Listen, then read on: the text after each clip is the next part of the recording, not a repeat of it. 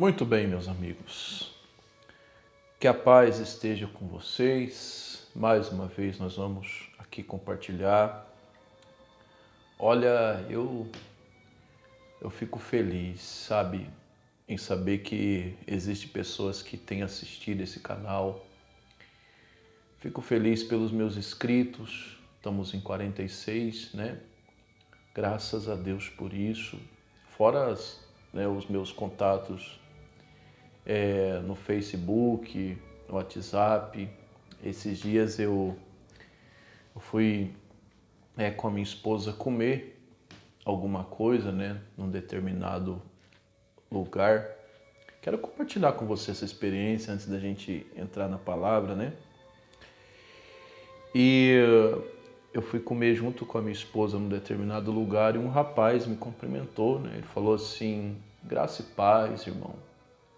Aí eu fiquei pensando, meu Deus, da onde que eu conheço esse rapaz? Aí eu nem perguntei para ele da onde que eu conhecia ele. Ele falou, ó, que dia vai ter live? No caso eu não faço live, né? Eu gravo, os meus vídeos são gravados. Mas ele falou para mim, que dia vai ter live? Que dia suas lives? No Facebook, né? Aí eu falei, ó, os meus vídeos, eu falei os dias, né? Para ele.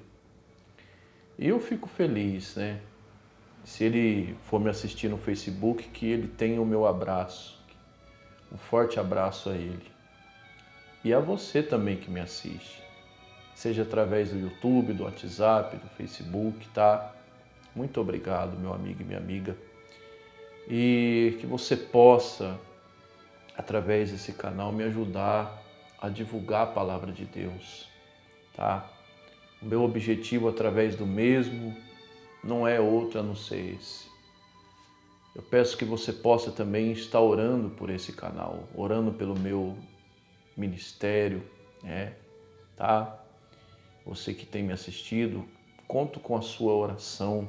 O apóstolo Paulo, ele pedia para os irmãos que orassem por ele, né? Então eu não sinto nem um pouquinho de vergonha em pedir oração.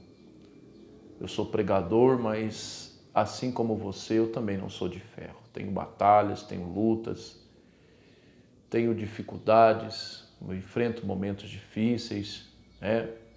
A gente sabe a batalha que é para a gente estar gravando esses vídeos, fazendo a obra de Deus. Então eu conto com a tua ajuda, tá bom? Conto mesmo com a tua oração. E você tem o meu carinho, o meu abraço, tá?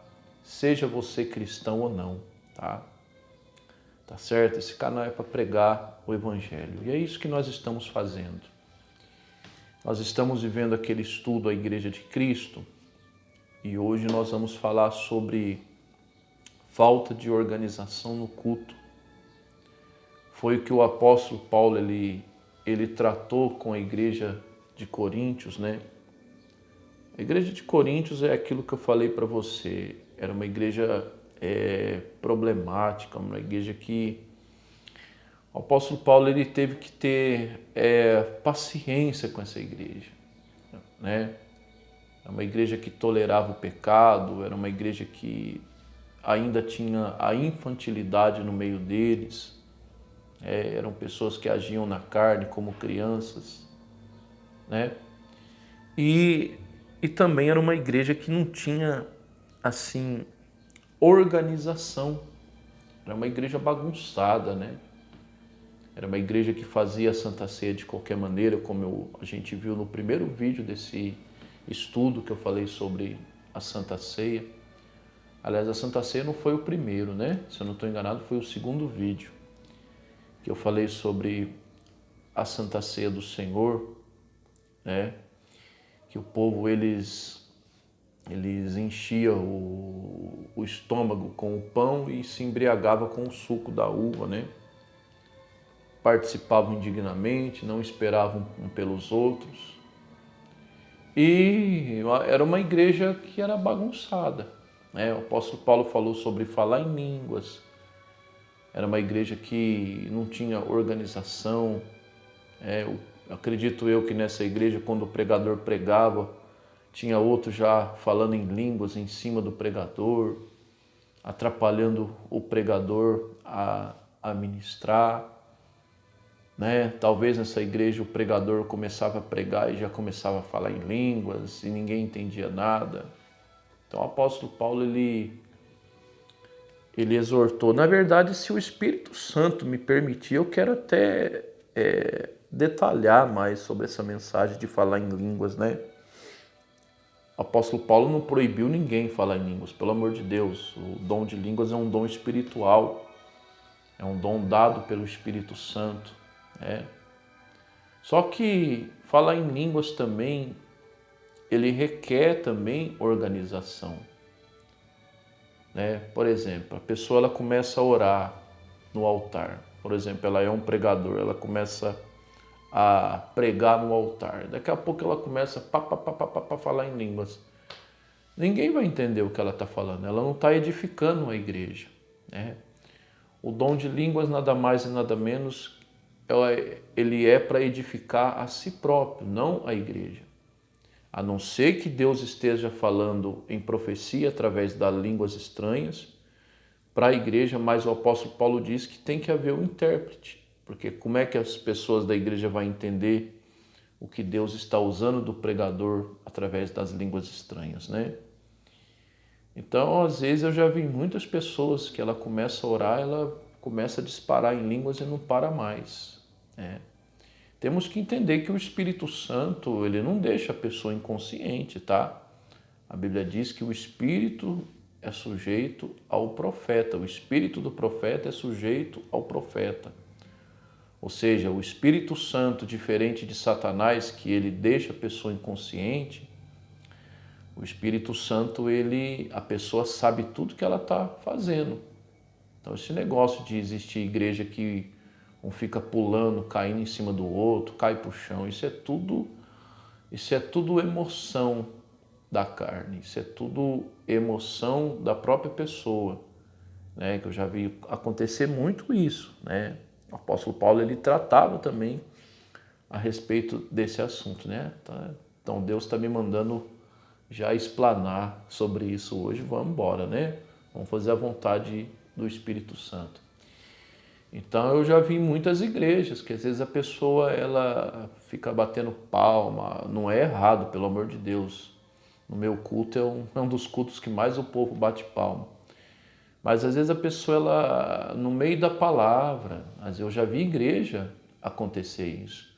No meio da palavra, o pregador está pregando e a irmã está o irmão está aí levanta do lugar, vai, né, andando pela igreja, marchando pela igreja e coloca a mão na cabeça do irmão no meio do culto e o pregador pregando.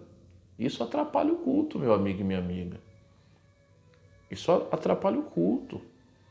Tem muitos que não vai gostar do que eu estou falando, mas paciência. Foi o que o apóstolo Paulo falou à igreja de Coríntios. Às vezes o pregador está lá pregando, está concentrado, irmão, ô glória! E bate palma no meio da palavra. Acaba atrapalhando, acaba tirando a concentração. Acaba tirando a concentração. Às vezes a pessoa tira a atenção do pregador. O irmão começa a bater palma, a marchar, a falar em línguas. Então acaba tirando a atenção. E às vezes o pregador também não se controla, começa a falar em línguas no altar. De repente, no meio da palavra, no meio da ministração, ele começa a explanar. Não está trazendo edificação nenhuma para a igreja. Ele está trazendo edificação para si próprio. Foi o que o apóstolo Paulo disse, né? Então, uma das coisas que era bagunçado nessa igreja aqui, era uma das coisas que era desse jeito nessa igreja. Que não pode acontecer. O culto, ele tem que ser um culto assim como em outros lugares que é organizado, por exemplo, numa empresa. A empresa tem hora E outra coisa também que acontece muito, no nosso meio é falta de compromisso com o horário. Às vezes a pessoa marca o culto, vamos dar um exemplo, marca o culto para 7h30 da noite, aí começa o culto 10 para as 8, 8 horas.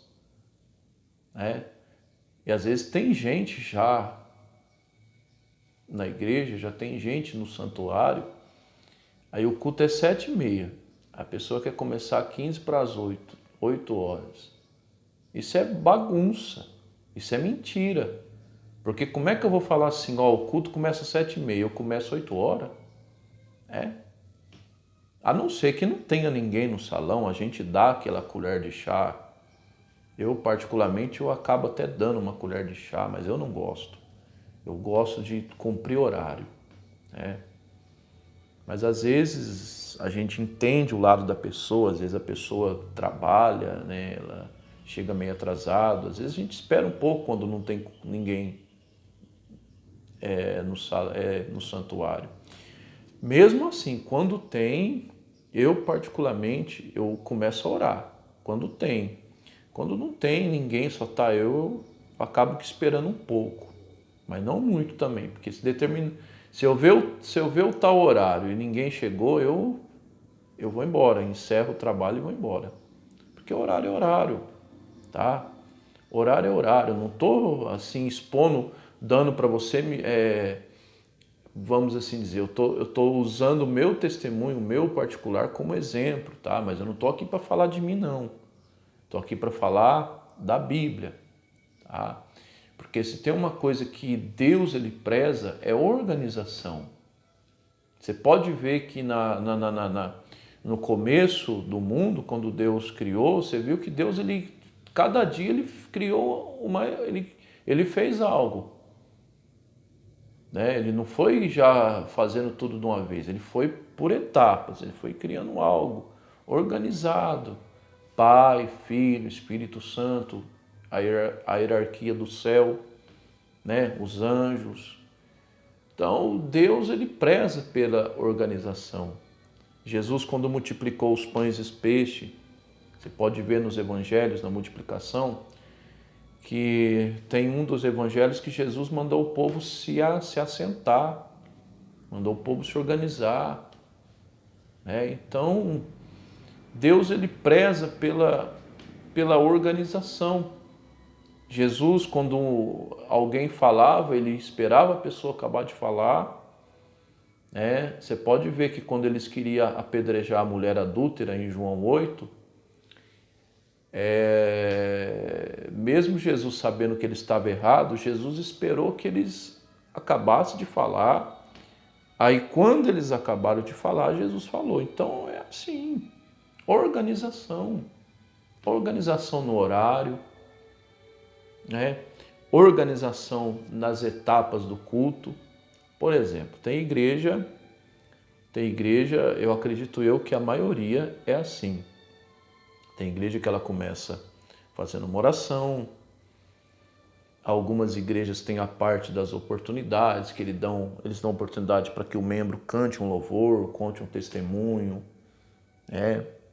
Tem igrejas que já não tem, que começa lá uma oração, aí começa no louvor, aí o pregador já entra, né? Faz a parte da mensagem, depois o pregador faz a oração da fé, depois o pregador faz a parte das ofertas, da arrecadação das ofertas, depois se tiver algum recado ele vai passar o recado, e vai fazer a última oração.